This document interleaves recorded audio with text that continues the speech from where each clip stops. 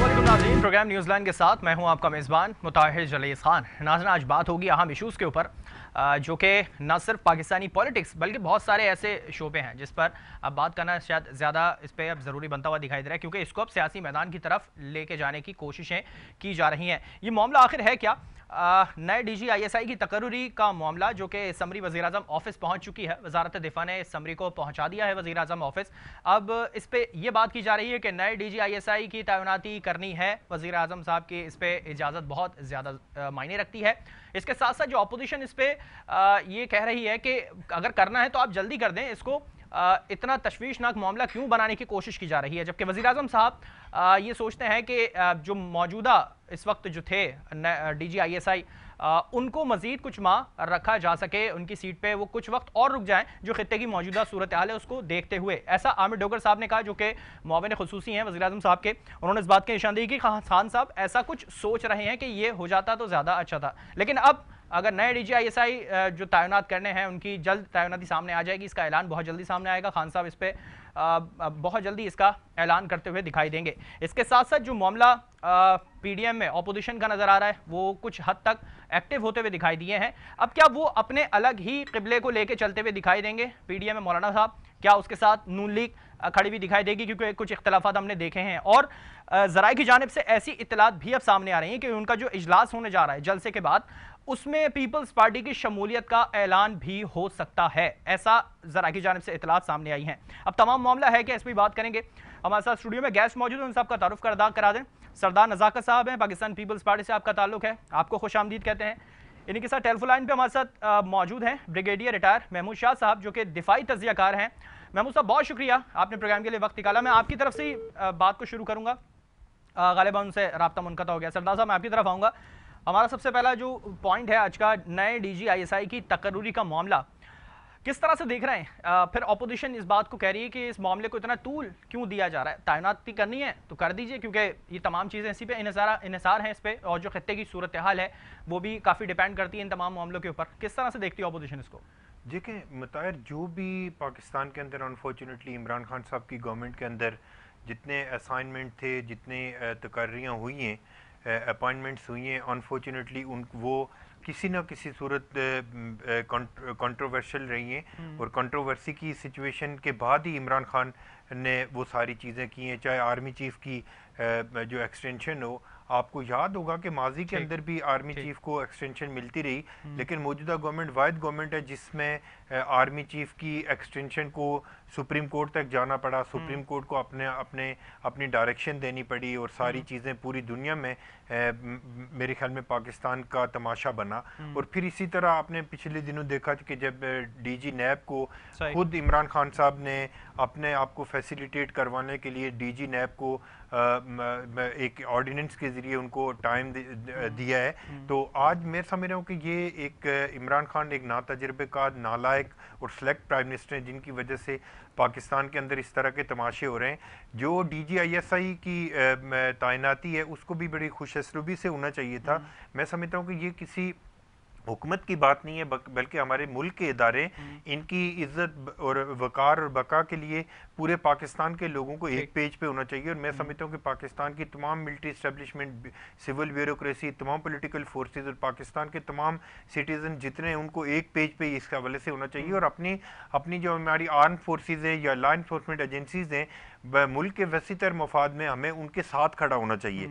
लेकिन इमरान खान की गवर्नमेंट वाहिद गवर्नमेंट है कि शायद इनमें से कोई ऐसी अपॉइंटमेंट या पाकिस्तान के अंदर कोई ऐसी असाइनमेंट नहीं हो सकी, इमरान खान साहब नहीं कर सके, जो इनको पूरा तरीके से या अच्छे तरीके से पावर शिफ्ट करने की बात कर लेंगे। ब्रिगेडियर महमूद शाह साहब हैं, उन्होंने हमें दोबारा ज्वाइन किया है। महमूद साहब, मैं इस पर आपका छोटा सा एक तजिया लेना चाहूँगा। नए DG ISI की तैनाती का मामला किस तरह से आप इसको देख रहे हैं? गालिबा उनसे दोबारा रब्ता मुनक़ता हो गया। इस पर उनकी राय, एक छोटी सी राय लेने की कोशिश करेंगे। सरदार साहब, अब अगर हम थोड़ा सा इसको पॉलिटिकल इशू की तरफ हम जाएं, PDM का मामला किस तरह से हम देख रहे हैं? एक बार फिर से काफ़ी एक्टिव हुए हैं मौलाना साहब, और हमने देखा गुज़िश्ता 2 रोज़ कबल जो एक जलसा करने की बात हो रही थी, उस पर एक इजलास कंडक्ट किया जो शुरू होने से पहले ही ख़त्म हो गया। क्या वजूहत थी? क्या कोई मसले मसाइल खड़े हो चुके हैं PDM के अंदर? देखें, ज़ाहिर है पाकिस्तान पीपल्स पार्टी पीडीएम का हिस्सा नहीं है, हम उसके ऊपर तो कमेंट नहीं कर सकते, लेकिन मैं ये समझता हूँ कि पीडीएम का अपना अपना स्टांस है। वो क्या करना चाहते हैं, वो लॉन्ग मार्च करना चाहते हैं या इमरान खान को किस तरह टफ टाइम देना चाहते हैं। लेकिन सवाल ये पैदा होता है कि पाकिस्तान के अंदर जो मौजूदा हुकूमत है वो हुकूमत कर भी रही है, या पाकिस्तान के ऊपर जो मसलत किए गए हुक्मरान है वो सिर्फ एक गुफ्तगू की हद तक मैं समझता हूँ कि प्राइम मिनिस्टर पाकिस्तान लोगों के सामने आते हैं, वही क्रिकेट की बातें, शौकत खानम की बातें जो 22 साल पहले इमरान खान की स्पीच थी, आज भी वही स्पीच है। तो मैं ये समझता हूँ कि अपोजिशन ये चाहती है, पाकिस्तान पीपल्स पार्टी के चेयरमैन बिलावल भुट्टो जरदारी का शुरू दिन से स्टांस ये रहा है, हमने पहले दिन असेंबली में खड़े होकर कहा कि ये सिलेक्ट प्राइम मिनिस्टर है, इससे कुछ नहीं होगा। ना कि सिर्फ पाकिस्तान के अंदर बल्कि पूरी दुनिया के लोग इमरान खान के ऊपर एतमाद नहीं कर रहे। उनको पता है कि ये पाकिस्तान के अवाम के वोटों की वजह से पाकिस्तान के प्राइम मिनिस्टर नहीं है, बल्कि कुछ लोगों ने इनको फैसिलिटेट करके अपना कंधा प्रोवाइड करके पाकिस्तान के लोगों के ऊपर मुसल्लत किया है। यही वजह कि आज पूरी दुनिया से हमारी जो खारजा पॉलिसी है मुकम्मल तौर पे नाकाम हो चुकी है, और पूरी दुनिया इस चीज पे ट्रस्ट नहीं कर रही है। मैं एक बात कंप्लीट कर लूं कि जो भी एक मिनट में बात कंप्लीट कर लूं कि जो इमरान खान साहब को शुरू दिन में पैसे मिले वो भी हमारे आर्मी चीफ की वजह से मिले, वरना इमरान खान के ऊपर आज भी पाकिस्तान में या पाकिस्तान के बाहर कोई भी हुकूमत इमरान खान के ऊपर ट्रस्ट नहीं कर रही। ठीक है, तकनीकी वजह के बिना पे ब्रिगेडियर साहब से हमारा राब्ता मुनक़ता हो चुका है। यासीन आज़ाद साहब ने हमें ज्वाइन किया है पाकिस्तान मुस्लिम लीग नून से। यासीन साहब बहुत शुक्रिया प्रोग्राम के लिए, आपने वक्त निकाला। पीडीएम के इशू के ऊपर हम बात कर रहे हैं, एकदम से काफ़ी एक्टिव नज़र आई और फिर कहीं ना कहीं ये खबरें भी गर्दिश कर रही हैं कि पीडीएम में मौलाना साहब और नून लीग में कुछ तजाद नज़र आ रहा है कुछ बातों में। क्या वाकई ऐसा है? सर मैं सवाल पूरी तरह समझ नहीं पाया आपका। मैं ये कह रहा हूं कि अभी हमने देखा कि अचानक पीडीएम एक्टिव हुई, जो कि नहीं थी काफी दिनों से। हम देख रहे थे मौलाना साहब भी कुछ ठंडे थे, नून लीग भी कुछ ठंडी नजर आई थी, अपने केसेस इतने हैंडल करते हुए दिखाई दे रहे हैं।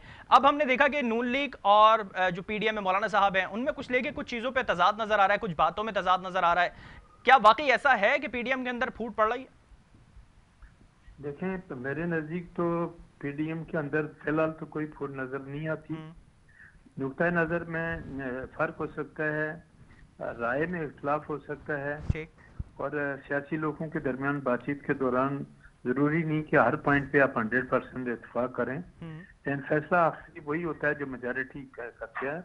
ज़ाहिर पीडीएम के अंदर बाकायदा जो लोग हैं वो मिलकर फैसला करते हैं, और ज़ाहिर है कि डिफरेंट पॉइंट ऑफ व्यू रखने वाली सियासी जमातों पीडीएम के अंदर शामिल हैं। तो इख्तिलाफ राय को मैं कहता हूँ जमहूरियत का हुस्न है, वो होता है, तो अगर होता है तो होना चाहिए, इससे कोई फर्क नहीं पड़ता।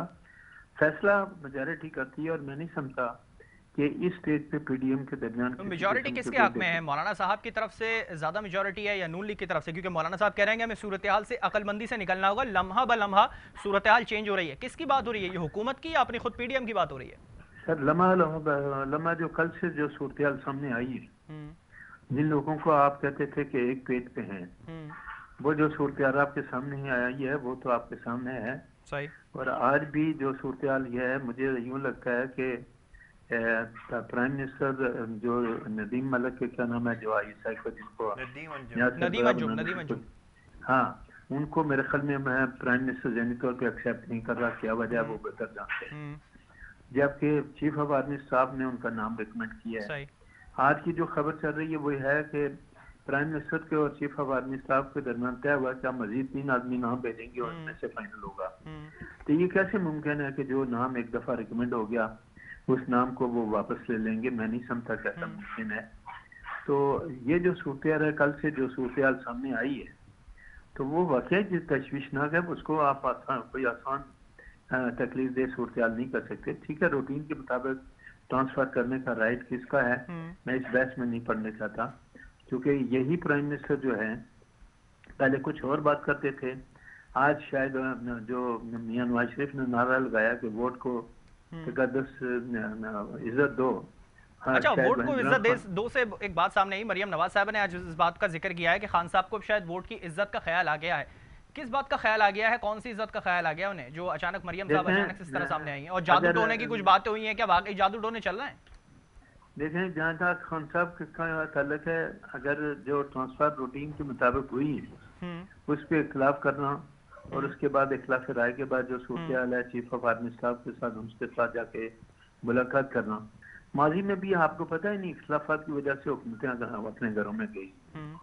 तो अब जब ये सूरत हाल होगी तो आप खुद अंदाजा कर लें कि अपने इदारों को कहाँ लेके जा रहे हैं।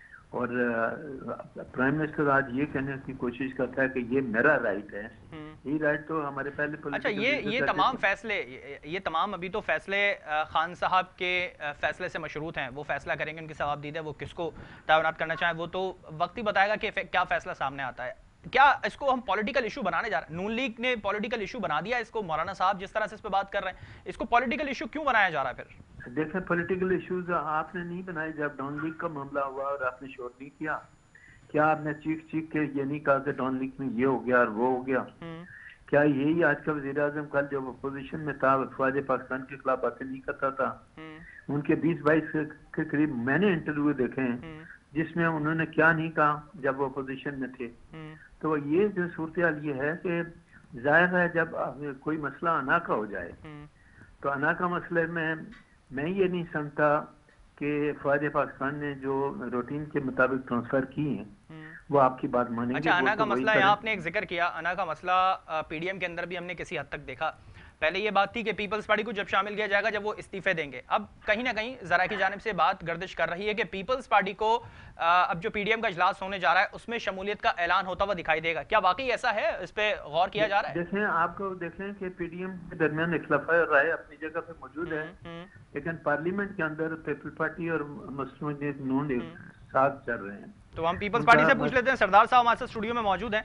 सरदार साहब, ये बातें हम ज़ेरे गर्दिश कर रही हैं कि अब जो इजलास होने जा रहा है पीडीएम का, उसमें पीपल्स पार्टी की शमूलियत पीडीएम के अंदर होती हुई दिखाई देगी, ऐलान होगा। क्या चल रहा है, इस पर कोई गौर हो रहा है? देखें, जो भी पॉलिटिकल लोग होते हैं, ज़ाहिर है पॉलिटिकल लोग एक दूसरे के लिए अपने दरवाजे बंद नहीं करते। और हम ये समझते हैं कि पाकिस्तान की जितनी पॉलिटिकल पार्टीज़ हैं, चाहे वो पीडीएम के अंदर हैं या पाकिस्तान की बाकी अपोजिशन की जमातें जो पार्लियामेंट के अंदर भी हैं और पार्लियामेंट के बाहर भी हैं, कुछ लोग, सबको आपस में मुल्क के लार्जर इंटरेस्ट के लिए, मुल्क के अंदर जो डेमोक्रेटिक सिस्टम चल रहा है इसकी बेहतरी के लिए मेरे ख्याल में तमाम लोगों को अपने अपने दरवाजे खुले रखने चाहिए। और सियासत के अंदर कभी दरवाजे बंद नहीं होते। हमारे लिए बहुत काबिल एहतराम है पीडीएम की जो लीडरशिप है। वो हमने पाकिस्तान पीपल्स पार्टी के चेयरमैन बिलावल भुट्टो जरदारी साहब की क्लियर इंस्ट्रक्शन है कि हमने पीडीएम की जितनी भी लीडरशिप है उसके खिलाफ उसकी किसी स्टेटमेंट का या कोई ऐसी कंट्रोवर्शियल स्टेटमेंट अगर हमारे सामने आती भी है मुस्लिम लीग नून के दोस्तों की तरफ से या मौलाना फजलुर रहमान साहब की तरफ से या बाकी अपोजिशन की पार्टीज़ की तरफ से, हमने अपने टॉलरेंस का मुजाहरा करना है। और हमने जो डेमोक्रेटिक सिस्टम है और मुल्क के वसी तर मुफाद में हमने अपोजिशन की सारी जमातों के साथ अपने डायलाग को कंटिन्यू रखना है।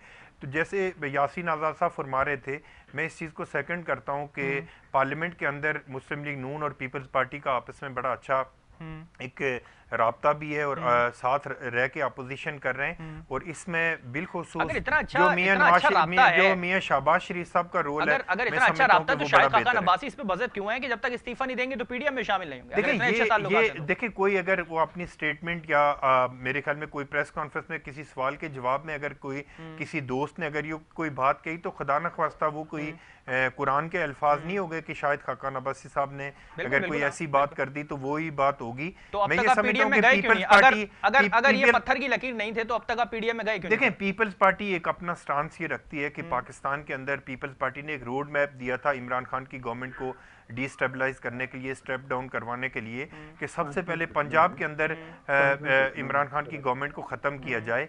लेकिन मुस्लिम लीग नून के कुछ लोग ऐसे भी हैं मुस्लिम लीग नून के और पीडीएम के अंदर, वो ये समझते हैं कि इमरान खान की हुकूमत को 5 साल पूरे करने के लिए टाइम दिया जाए ताकि ये ज़्यादा से ज़्यादा लोगों के सामने एक्सपोज हो सके। लेकिन पीपल्स पार्टी के चेयरमैन बिलावल भुट्टो जरदारी साहब का स्टांस ये है कि पाकिस्तान के लोग आईसीयू में पड़े हुए हैं, पाकिस्तान की इकोनॉमी डिजास्टर करने जा रही है, पाकिस्तान के लोग गुर्बत, महंगाई और बेरोजगारी की वजह से, जहां तक नजर आ रहा है, तो मैं इसलिए चेयरमैन साहब का ये स्टांस ये है कि जितना जल्दी मुमकिन हो सके इमरान खान की हुकूमत को चलता यासीन किया साहब, जाए। मैं आपकी तरफ आऊंगा। मरियम नवाज साहब ने इस बात का इजहार किया था कि 5 साल पूरे उन्हें दिया जाए, इन्हें सियासी शहीद नहीं करेंगे।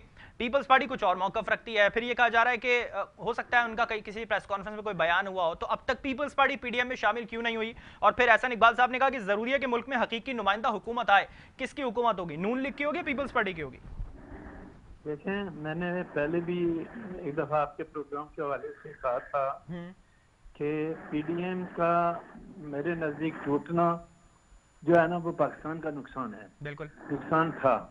आपने देखा कि जब तक पीडीएम के अंदर यूनिटी थी, तमाम जमातें एक थी, तो मैंने ये देखा कि एस्टेब्लिशमेंट ने पहली दफा ये बात एडमिट की कि हम एग्जीक्यूटिव का एक जैली अदारा है। इससे पहले मैंने एग्जीक्यूटिव के मुंह से, एस्टेब्लिशमेंट के मुंह से ये बात नहीं सुनी थी। पीडीएम से पीपल पार्टी के अलग होने की क्या वजूहत हैं, मैं उस डिटेल में नहीं जाना चाहता, लेकिन मैं ये कहता हूँ कि पीपल पार्टी का अलग होने से हमारे यहाँ जो इत्तेहाद था उसकी कमजोरी की वजह से ताकतवर लोगों को फिर एक दफा मौका मिल गया कि वो अपनी मनमानी करें, और वो कर रहे हैं। मौका मिल गया ताकतवर लोगों को? ताकतवर लोगों को एक दफा फिर मौका मिल गया, मौका मिल चुका उनको। पीटीएम के अंदर डिफरेंसेस की वजह से या पीपल पार्टी के अलग होने की वजह से वो इदारा जिसने ये कहा था कि हम जैली इदारे हैं, वो दोबारा डिफरेंट शेप में सामने आ गए। तो इन हालात में आप ये कह सकते हैं कि पाकिस्तान की जो सूरत हाल है, आप ये देखें कि पाकिस्तान जा कहाँ रहा है। आपकी जो इस वक्त सूरत हाल है, जो माशी सूरत हाल है, आप उस पर एक नजर डालें कि बकौल वजीर आजम के तो पाकिस्तान बहुत अच्छे राह पे गामजन हो चुका है। मैं पीडीएम की सूरत हाल पे बात कर लूं तो मरियम नवाज साहिबा आज जो मामला सामने आया, दरखास्त मंसूख हुई है, उनकी जो दरखास्त मुस्तरद हुई है, मैं इसी पे एक सवाल करूं फिर आप कंटिन्यू करेगा। दरखास्त जो उनकी मुस्तरद हुई है, फिर कहा है कि भले गिरफ्तारी करना चाहें तो कर लें, अगर जलसे से पहले गिरफ्तारी हो जाती है तो क्या स्टेप होगा मुस्लिम लीग नून का? देखें, गिरफ्तारियों से डरना होता तो वो लंदन से आगे बाप और बेटी दोनों जाना अपने आप को गिरफ्तारी के लिए पेश ना करते। जो सूरत हाल है इस वक्त आपके सामने है। बाकी ये अपीलें लोगों की पेंडिंग है। आपने मियां नवाज शरीफ का न होने की वजह से उनकी अपील उठा के डिसमिस कर दी। उसको भी तो प्रोलॉन्ग किया जा सकता था, उसमें भी डेटें हो सकती थी। और जो अपीलें यहाँ पेंडिंग है उसको डिसाइड करें ना, one way or the other, जो भी करना है आप करें, डू इट। लेकिन क्यों नहीं करते आप उन अपीलों का फैसला क्यों नहीं करते? तो ये बात तो सही है कि पॉलिटिकल लीडर जब फील्ड में आते हैं उनके खिलाफ आपने झूठे केस बनाए हुए हैं, जालसाजी के केस बनाए हुए हैं, कोई करप्शन का केस नहीं है, एसेट्स बीइंग मींस की केसेस आपने बनाए हुए हैं। तो फिर इस बात का डर क्या है? आखिर एक न एक दिन इस्लामाबाद हाईकोर्ट ने इस बात का फैसला तो करना है।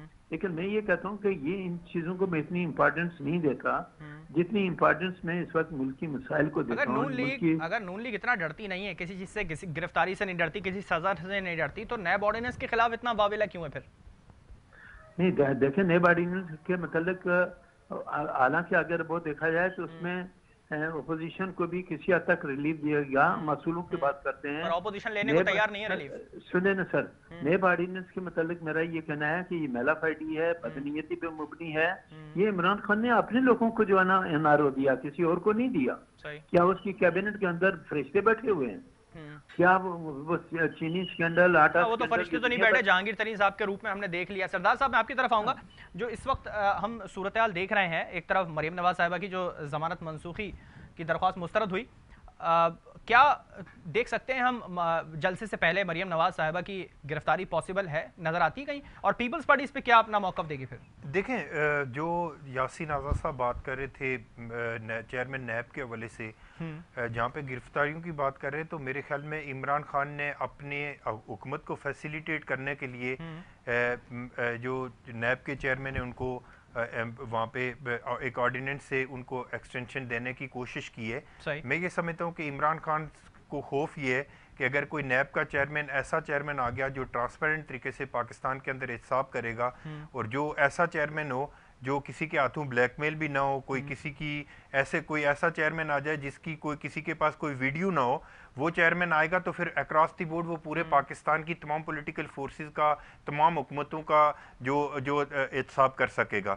अनफॉर्चुनेटली इस वक्त पाकिस्तान के अंदर नैब का चेयरमैन ऐसा चेयरमैन है कि जिसको एक वीडियो के जरिए ब्लैकमेल किया गया और उसी वीडियो की ब्लैकमेलिंग की को कंटिन्यू करने के लिए इमरान खान साहब उससे फ़ायदा लेना चाह रहे हैं कि अपोजिशन की तमाम जमातों को उसी चेयरमैन नैब से के हाथों से विक्टिमाइज करवाना चाह रहे हैं।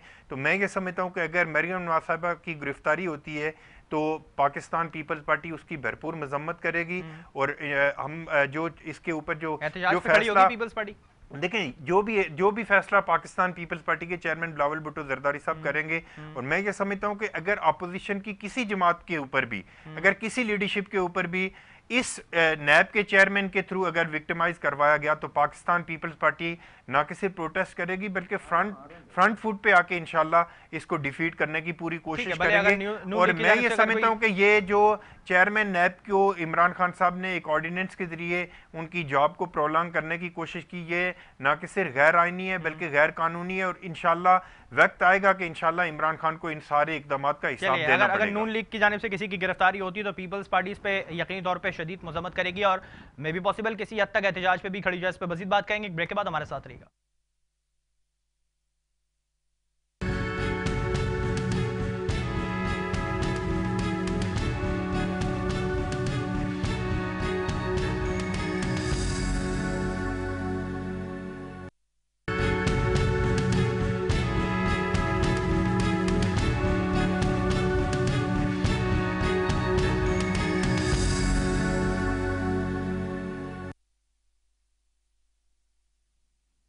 वेलकम बैक नाज़रीन। ब्रेक से पहले बात हो रही थी पीडीएम की सूरत हाल के हवाले से कि पीडीएम जो एक्टिव हुई है क्या वाकई उसके अंदर कुछ है, या जिस तरह से वफाक इस बात पे बज़द है कि इनके गुब्बारे से हवा निकल चुकी है, चू चू का मुरब्बा, शेख रशीद साहब जो बड़े अच्छे अच्छे जुमले इस पे देते हैं, क्या वाकई ऐसा है पीडीएम के अंदर किसी न किसी तरीके से फूट पड़ी है, या जिस तरह से हम देख रहे हैं ज़रा की जानिब से इत्तलात सामने आई है कि पीपल्स पार्टी भी इसमें शामिल होने जा रही है बहुत जल्दी। अब वो एज अ ऑपोजिशन उनसे कोई राय नहीं ली जाएगी बल्कि उनको भी अपने फैसलों के अंदर शामिल किया जाएगा। इस पे बात कर रहे थे और हमारे साथ टेलीफोन पे मौजूद है मोहम्मद अली अजीज साहब जो कि एमपी हैं पीटीआई से।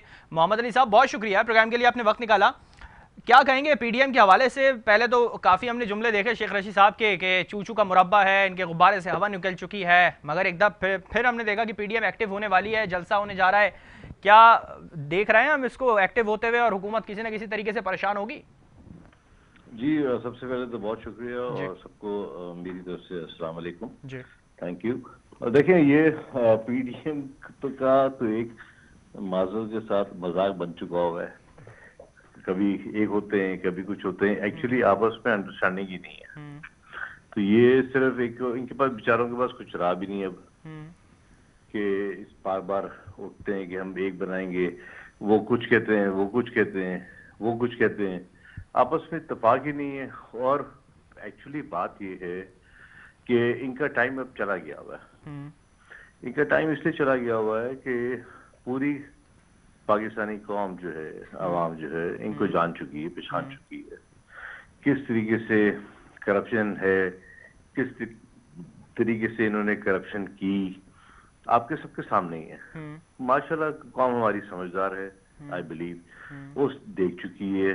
मौलाना फजलुर रहमान क्या, चाहे वो जरदारी क्या, चाहे वो नवाज शरीफ क्या, आपस में इत्तेफाक भी नहीं है और ये खुद भी परेशान है। इनको समझ नहीं आ रहा क्या करें क्या नहीं। अच्छा, अगर ये एक साथ हो जाते हैं तो कोई परेशानी है हुकूमत के लिए? Let me finish. इनके पास कुछ राह भी नहीं है, तो ये सिर्फ एक टाइम गेन करने के लिए ये जल्द से जुलूस करते रहते हैं। ये खत्म हो चुके हैं। मुझे अफसोस होता है इनको देख के, इनकी हरकतों पे, कि ये क्या करना चाह रहे हैं। ये आपस में इत्तेफाक ये खत्म हो चुके हैं एक्चुअली, और ये अपनी हरकतों की वजह से खत्म हो गए। जिस तरीके से इन्होंने पाकिस्तान को लूटा, जो हाल किया इन्होंने पाकिस्तान का, इन्होंने आवाम का, क्या मैं बोलूं, अभी अफसोस दिल जलता है। मैं भी यहीं रहता हूँ कराची में।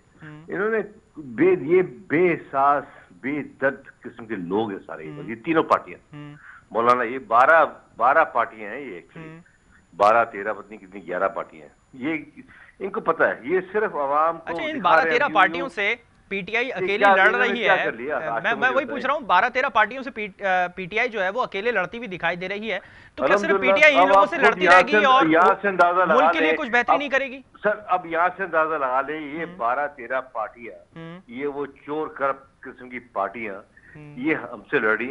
अकेली पीटीआई जो साफ और शफाफ, हमारा प्राइम मिनिस्टर माशाल्लाह इमरान खान साहब, आप ये तो अभी भी तो सिर्फ खान साहब ही साफ ये शफाफ जो अभी भी जो निकली है, जैसे अभी भी जो आई थी बाहर से कौन सी, उस तरह ये तो अभी शायद अभी कुछ हो जाए कि जी वो निकला कि जी वो घर आ गया, एड्रेस आ गया, ये हो गया वो हो गया, इनकी सोच होगी अल्हम्दुलिल्लाह, ये तो अल्लाह ताला का बड़ा करम है। अब ये तो कुछ कह नहीं सकते ना कि हुकूमत में क्या हो रहा है या ऑपोजिशन में क्या हो रहा है, हम ये जानने की कोशिश कर रहे हैं कि जो इस वक्त सूरत हाल चल रही है, पीडीएम इतनी एक्टिव होती है, आपने कहा कि जिस तरह से ये लोग अलग अलग हो चुके हैं तो इनमें कुछ नहीं रहा, अगर ये एक हो जाते हैं तो हुकूमत परेशान होगी, कोई ना कोई परेशानी होगी हुकूमत को फिर? सर हमें कोई, ये पहले भी एक हुए, दोबारा फिर का यही हाल होना है।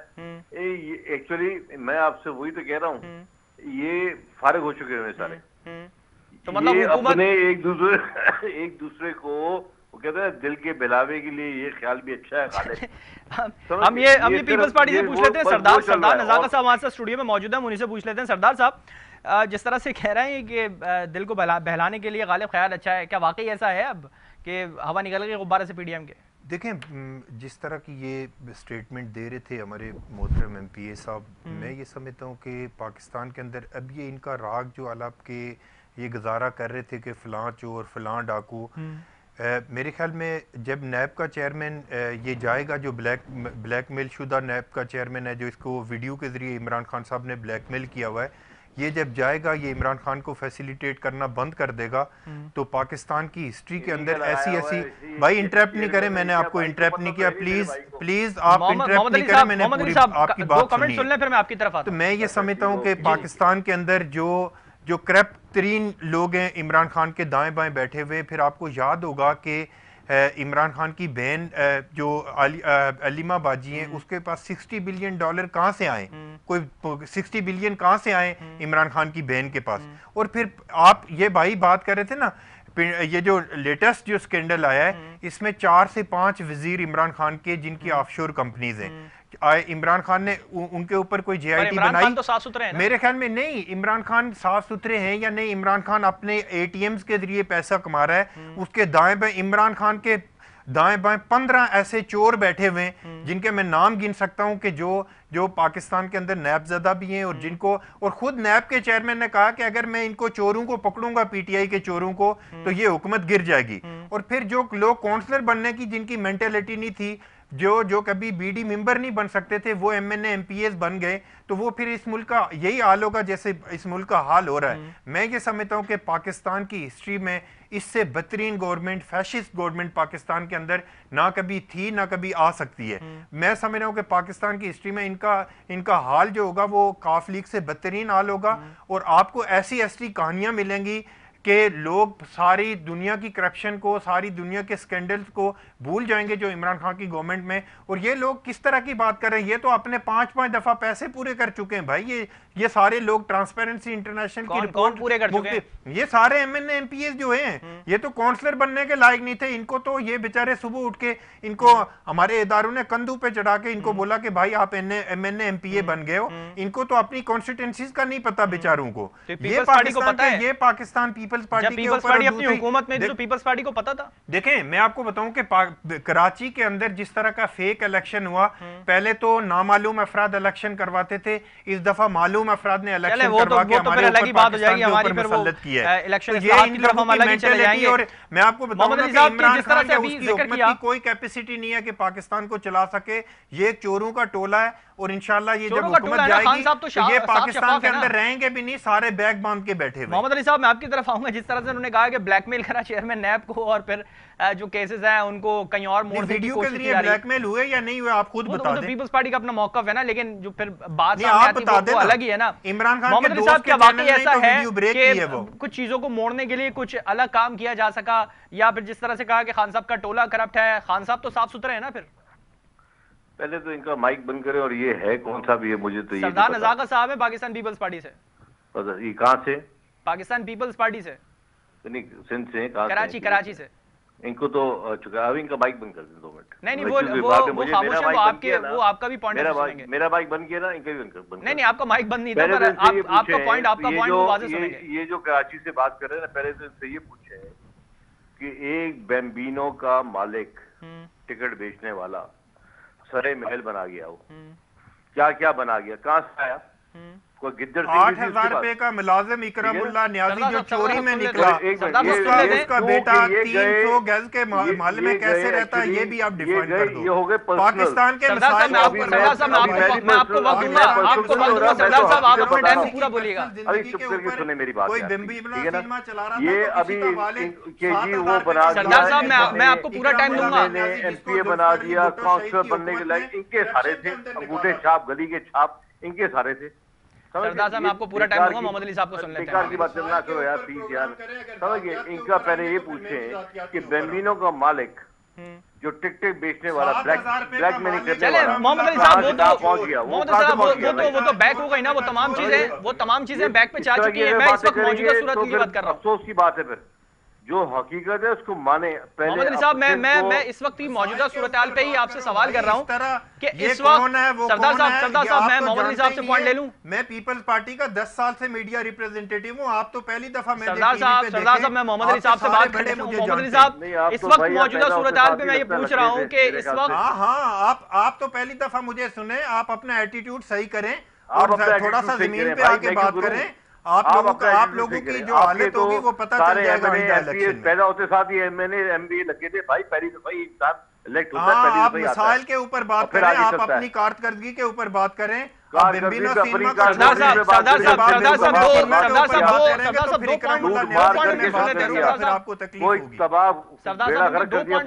आपको मौका दूंगा। जातियात के ऊपर आएंगे तो भाई मैं भी जातियात के ऊपर, जातियात पे आप आ रहे हैं।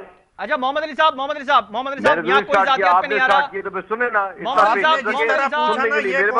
मैं भी तो आपको नहीं जानता भाई, मैं आपको जानता ही नहीं होना, मुझे पता है। 2 मिनट सरदार साहब, 2 मिनट बस। मोहम्मद अली साहब मैं यही जान रहा हूँ, कोई जातियात पे नहीं भाई, ये तो तमाम चीजें जो थी वो माजी था, वो गुजर चुका है। इस वक्त मौजूदा सूरत-हाल पे मैं बात कर लूँ कि इस वक्त जो सूरत-हाल है, फिर खान साहब का ऑपोजिशन कहती है कि खान साहब का टोला जो है वो करप्ट हो चुका है, फिर पेंडोरा पेपर जो सामने आए, खान साहब ने कहा इन्वेस्टिगेशन होगी। खान साहब तो साफ सुथरे हैं, मेरा सवाल यही था। देखें बात ये है, खान साहब ने उसी दिन नेक्स्ट डे ही मीटिंग कॉल की, आपको पता ही होगा। बिल्कुल बिल्कुल सही। उन्होंने एक कमेटी बनाई, उन्होंने कहा, और ये तो खान साहब भी कह चुके हैं और ये हम भी कहते हैं और आप भी जानते हो, दुनिया भी जानती है। खान साहब किसी को कोई हमारी पार्टी का क्या कोई भी होगा किसी को नहीं छोड़ेंगे, क्योंकि वो इससे सख्त नफरत। अच्छा जो भी होगा उसका खान साहब कान पकड़ के बाहर निकाल देंगे। लोगों की बड़ी कोशिश थी कि निकले भाई, वो लीड ही डिफरेंट है। खान साहब माशाल्लाह क्या बात है, ये लोग ये समझते हैं कि ये बड़ी कोशिश में है कि निकले। तो सिर्फ मेरा आपका सवाल का जवाब ये है कि चाहे कोई भी अगर निकला हमारी पार्टी से, उसका कोई जगह हमारी पार्टी में नहीं। ठीक है, बहुत शुक्रिया मोहम्मद अली साहब, आपने प्रोग्राम के लिए वक्त निकाला, आपका बहुत शुक्रिया। सरदार साहब आपकी तरफ आऊंगा कि जिस तरह से पेंडोरा पेपर्स का मामला सामने आया, हम टॉपिक तो उस वक्त नहीं था लेकिन सवाल आते आते ये निकल गया, क्या कहेंगे उसके ऊपर कि अगर जिस तरह से करप्शन सामने आई, फिर कहा कि हम लोग बिल्कुल साफ सुथरे हैं, और फिर ये तमाम चीज़ें क्या हम देख रहे हैं आगे वक्त में, आगे मुस्तकबिल में जाके कि करप्शन वाली हुकूमतें हमें नजर आएंगी? देखें इनकी ये जो कमेटी की बात कर रहे हैं ना, मैं इसको एक मिसाल दे दूं आपको कि ज़ियाउल हक की गवर्नमेंट में 1600 कमेटियां काम कर रही थी, और जब उनको पॉइंट आउट किया गया कि सर इतनी बड़ी तादाद है 1600 कमेटियों की, तो ज़ियाउल हक बहुत बड़ा डिक्टेटर था, उसने कहा एक और कमेटी बना दो इन 1600 कमेटियों को कम करने के लिए। ये इमरान खान की कमेटियां पूरा पाकिस्तान जानता है कि ये अपने एटीएम्स को तहफ़्फ़ुज़ देने के लिए, अपने एटीएम को सेव करने के लिए इस तरह की कमेटियां बना के टाइम पास होता है। दूसरे के ऊपर तो JIT बन जाती है।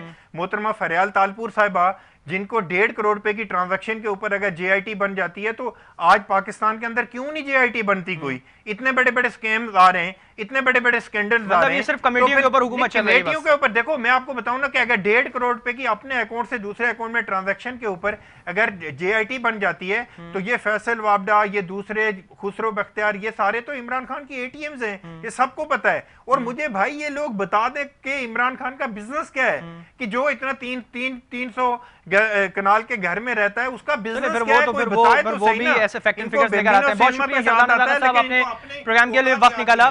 जो इस वक्त मौजूदा सूरत-हाल पीडीएम की है, वो पीडीएम किसी न किसी तरीके से एक्टिव हो रही है। अब देखना ये है कि पीपल्स पार्टी की इसमें शमूलियत होती है या नहीं, और फिर जो करप्शन केसेस जो सामने आए, फिर पेंडोरा पेपर्स जो सामने आए, क्या वाकई खान साहब इस पे कमेटी बनाएंगे या कोई इस पे इंसाफ होता हुआ भी दिखाई देगा। प्रोग्राम का वक्त खत्म हुआ, मुझे मेरी पूरी टीम को दीजिए इजाजत। अल्लाह हाफ़िज़।